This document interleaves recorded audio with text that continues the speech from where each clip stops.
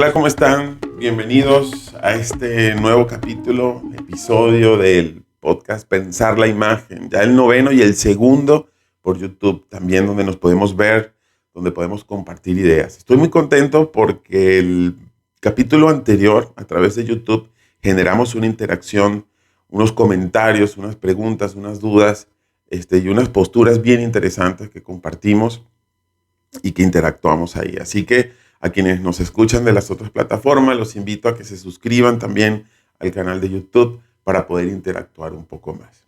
Esta semana traigo un tema que me ha ocupado a lo largo de muchísimo tiempo, sobre todo desde que estoy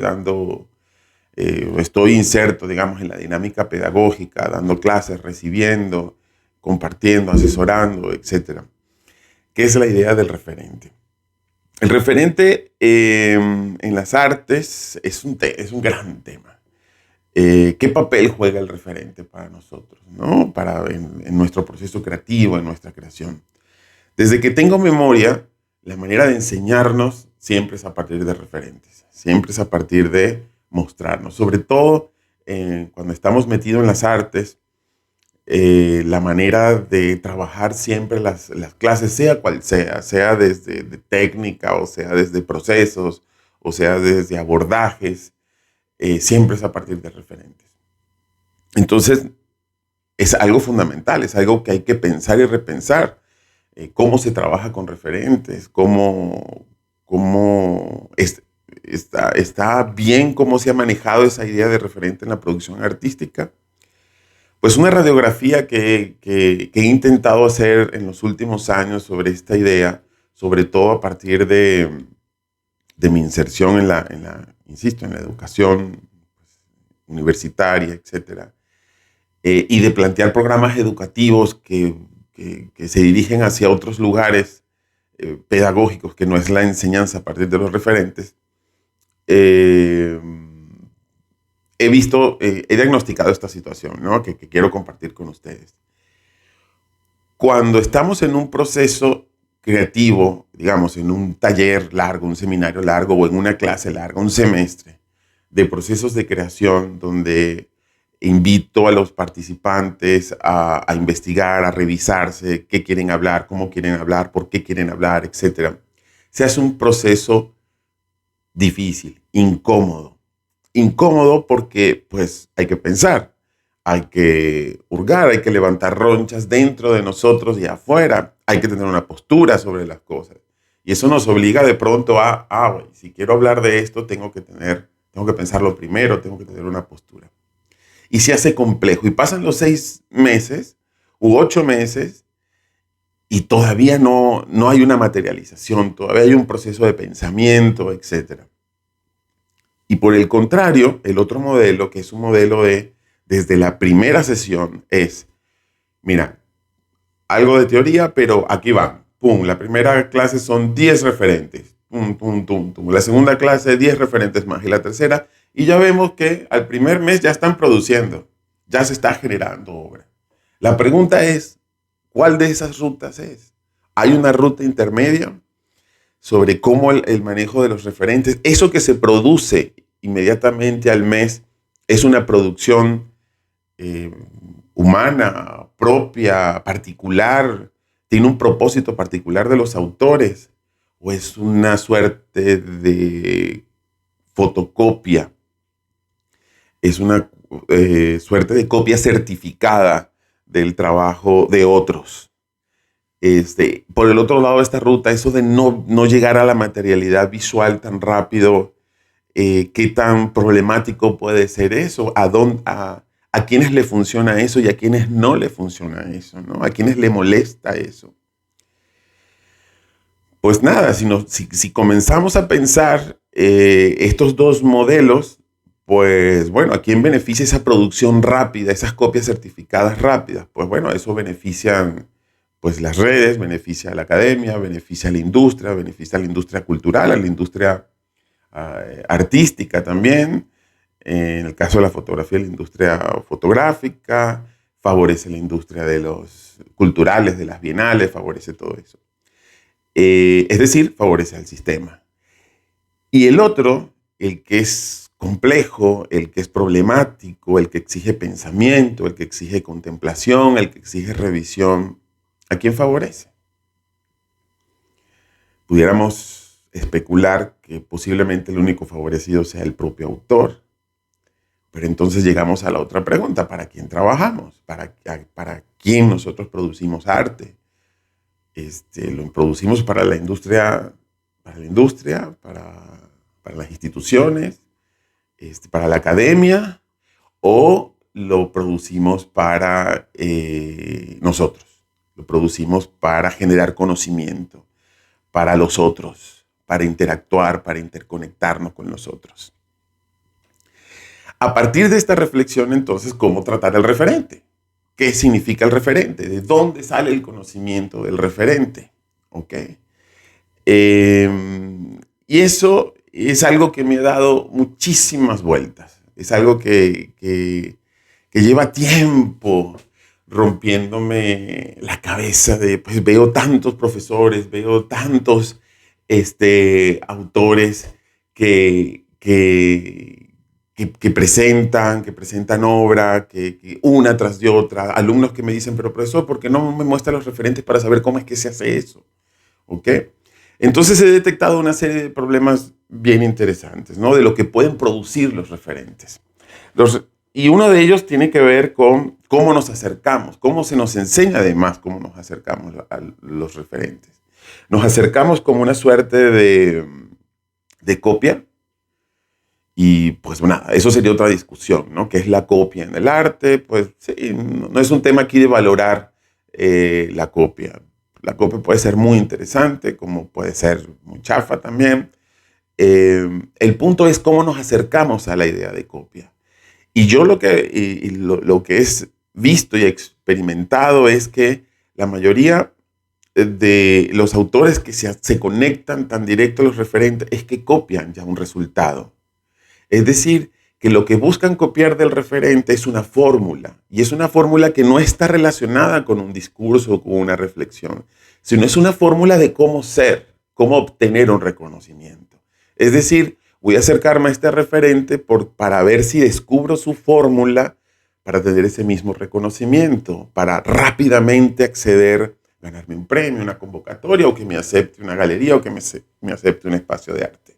Es decir, que la copia no aparece en su profundidad, en su raíz, que es, bueno, cómo abordó el tema, es decir, en el pensamiento y en el proceso del artista, sino solamente en su superficie, en su resultado nada más, cómo llegó hasta ahí, ¿no? Es decir, me recuerda mucho estas ideas de los profesores de matemática en bachillerato, sobre todo en secundaria, cuando a veces tenías un profesor en un año y otro profesor en otro año, y un profesor te calificaba a partir de los resultados y el otro te calificaba a partir del proceso. Me recuerda mucho esas dos maneras de valorar las matemáticas, ¿no? Pues lo mismo pasa un poco, me parece, con este tema del arte. Y esa insistencia en el referente, esa pedagogía a partir casi absolutamente del referente, me parece que es lo que genera algo que vemos hoy día, digamos.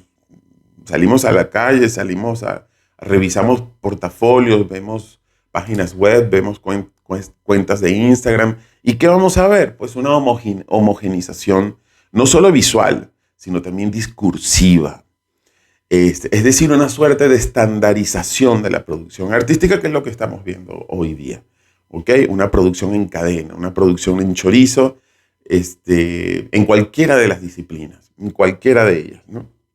Entonces, ¿cómo atacar eso?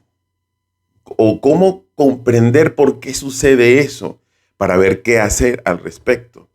Ahí me voy a remitir a una idea bien interesante que plantea el investigador catalán Gerard Vilar, porque el referente evidentemente está relacionado con la investigación. Es decir, en nuestro proceso artístico, entendiendo el proceso artístico como un proceso de investigación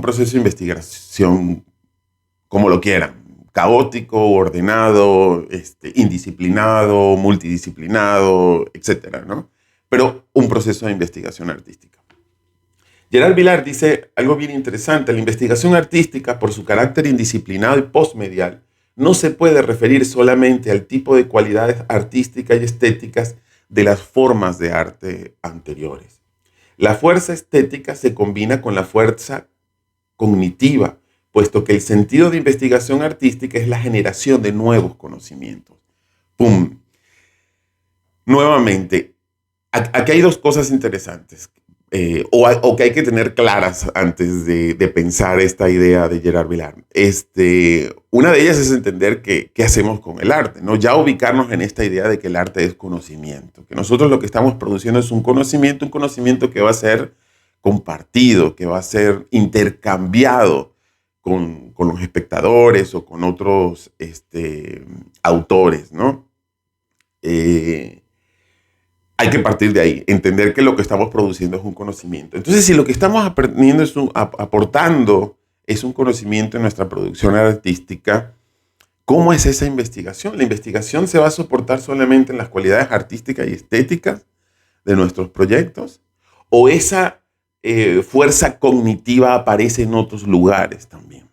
¿Okay? Aquí hay una primera señal que a mí me parece muy interesante.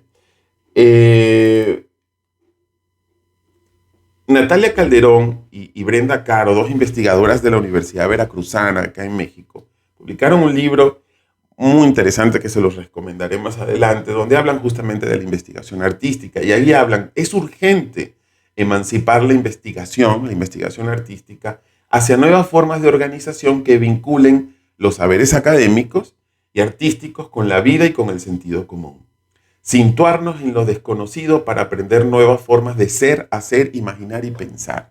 Esto es brillantísimo. Es decir, no partir nuestros procesos artísticos a partir del referente, sino de lo desconocido, a partir del sentido común, de otras fuerzas de conocimiento, para a partir de ahí descubrir, investigar, profundizar, acercarnos al otro, ampliar el conocimiento y no adherirnos a un relato del arte que haya sido estructurado, formulado, probado, validado y legitimado. De ahí que mi reflexión sobre el referente tiene que ver que pareciera que lo que buscamos en el referente es la fórmula de una legitimación temprana, de una legitimación, de una validación express, rápida, que evidentemente tiene que ver con nuestro tiempo, ¿no? Ese aceleramiento de todo, incluyendo el arte, incluyendo la reflexión, esa imposibilidad reflexiva a la que nos mueve o nos empuja prácticamente la sociedad contemporánea. En este sentido, Gerard Vilar también, en otro de sus textos, Disturbios de la Razón, dice: si ampliamos la definición de conocimiento, insisto, entendiendo que nuestra producción artística es conocimiento, intercambio de ese conocimiento, y que nuestra investigación va en la procuración de ese conocimiento. Si ampliamos la definición de conocimiento a otras formas como el saber no proporcional, el saber personal o experiencial, el saber práctico, el saber filosófico u otros, el arte entonces no es solo una forma de pensar el mundo, como la ciencia, sino también, sobre todo, el pensamiento acerca de cómo pensamos el mundo. Es decir, ampliar la idea de conocimiento, que no solamente juntarnos a ese conocimiento ya estructurado, certificado, corregido, que nos produce la academia, que nos produce las investigaciones humanísticas o científicas, sino también abrirnos a otros saberes. Creo que ubicar el conocimiento solamente en lo académico, en lo institucionalizado, en lo validado, es quedarnos apenas con una fracción del mundo, es quedarnos apenas con muy pocas maneras de ver al mundo. Y que esas maneras del mundo también necesitan ser confrontadas, necesitan expandirse, necesitan ser utilizadas, confrontadas con otros saberes, con otros modos de ver, de conocer, de experienciar el mundo. Ubicar ese conocimiento pues en nuestro contexto, en nuestro entorno, en nuestra familia, en nuestras visitas, en el viaje, en el contacto con la naturaleza, en el contacto con otros, en el conocer otras maneras de ver, en entender al mundo. Siempre a lo mejor lo voy a repetir en todos los podcasts, pero entender el mundo siempre desde lo diverso. Yo creo que ahí parte, ¿ok? Es decir, entender al mundo desde lo diverso significa que si comenzamos desde ahí podemos también comprender que el conocimiento está en todas partes, ¿ok? No solamente en esa parte ya formulada. Entonces, si conectamos todo esto a la idea de referente, significa que, bueno, entonces, ¿cómo enseñamos? ¿Cómo abordamos el referente? ¿Cómo aparece el referente en la pedagogía del arte, por ejemplo? ¿Cuándo mostrarlo? ¿Cuándo no? Entonces, mi manera muy particular de verlo en mis talleres, en mis seminarios, en mis clases, es que yo simplemente no muestro referentes visuales, no teóricos, visuales. Creo que los referentes tienen que ir hacia el lado del pensamiento, entender la producción artística, entender la fotografía como pensamiento y no como reacción, entender la producción artística como pensamiento y no reacción.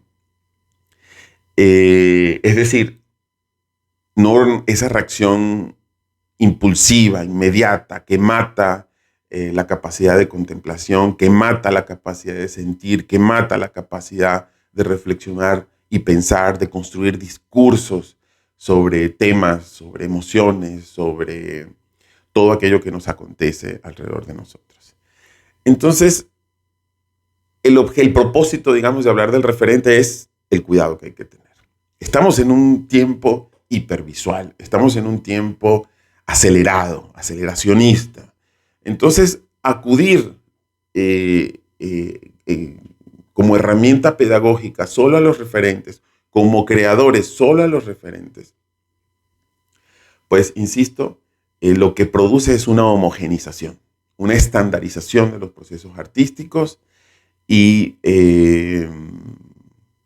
una aniquilación del pensamiento, de las posturas políticas, económicas o culturales de los artistas, que a fin de cuentas es lo que uno como espectador va a enfrentarse, a buscar cómo se mira el mundo, cómo se piensa el mundo de otra manera. ¿Okay? Cuando va a una exposición, cuando abre un libro, cuando entra en una página web, en una red social de algún artista. Por lo tanto, mirar críticamente cuando estamos sometidos a un proceso pedagógico que se soporte exclusivamente sobre referentes visuales, sobre referentes visuales. Porque buscan la fórmula. Hay varios académicos, youtubers, podcasts, por ejemplo, sobre fotografía, sobre arte, pero especialmente sobre fotografía. La fotografía padece muchísimo de eso, porque se nos acostumbró a que la fotografía la vemos a partir de ver cientos de autores una y otra vez. Es decir, de buscar fórmulas o de tratar de cruzar fórmulas visuales, no de pensamiento, no de contextualización, no de reflexión, no de discurso. Y bueno, vemos eso. Incluso, por ejemplo, como decía, en la fotografía vemos cómo de pronto hablan de autores y los endiosan. Ahí voy ya para cerrar este tema referente un poco con eso, ¿no? Como el gran problema del referente es la idealización, romantización del referente. Es decir, vemos cómo los autores, y ahí me refería a los youtubers, académicos que son youtubers también y esto, donde los endiosan, donde de hecho comienzan su video diciéndote, bueno, no piensas que tú vas a llegar a ese nivel de Dios de esta persona. Eso ya a mí me parece un poco patológico, ¿no? Una patología terrible de cómo se ha visto el arte, cómo a veces se ha utilizado la historia del arte y los referentes del arte, ¿no? Creo que el endiosar a los artistas, endiosar a los referentes es terrible, ¿no? Genera los mismos vicios y las mismas toxicidades que puede ser endiosar a otros en otras disciplinas, en otros estamentos de nuestra sociedad, ¿no? Entonces, nada, el punto es entonces alerta, cuidado, con los referentes. Tomarlos con sumo cuidado. Y volvemos a lo mismo de siempre, a lo mismo a lo que a lo mejor terminaremos todos los podcasts. Entender al referente, acercarse al referente desde mi postura, desde una postura crítica, contrainductiva, que desmenuce, que deshaga, que reestructure, que deconstruya y después vuelva a construir para ver qué de ahí nosotros podemos copiar, apropiarnos, utilizar, manipular, mutar del trabajo de otros. Acercarnos, aproximarnos a una idea que a mí me parece fundamental, que me parece además muy enriquecedora, muy hermosa también, que es esta idea de hacer arte, de producir, de crear a partir del mundo, con el mundo, y no solamente crear a partir del arte, con el arte. Creo que ese acercamiento al mundo, a lo humano, partir desde ahí, nuestros procesos de creación son los que lo pueden dinamitar, son los que lo pueden detonar, expandir a otras formas de conocimiento, a otras experiencias. Ahí es donde puede aparecer lo particular y no solamente la repetición, esa homogenización. Esto me recuerda la introducción del texto de 2008 de este artista e investigador latinoamericano, Luis Camníser, en su libro Arte Conceptualista.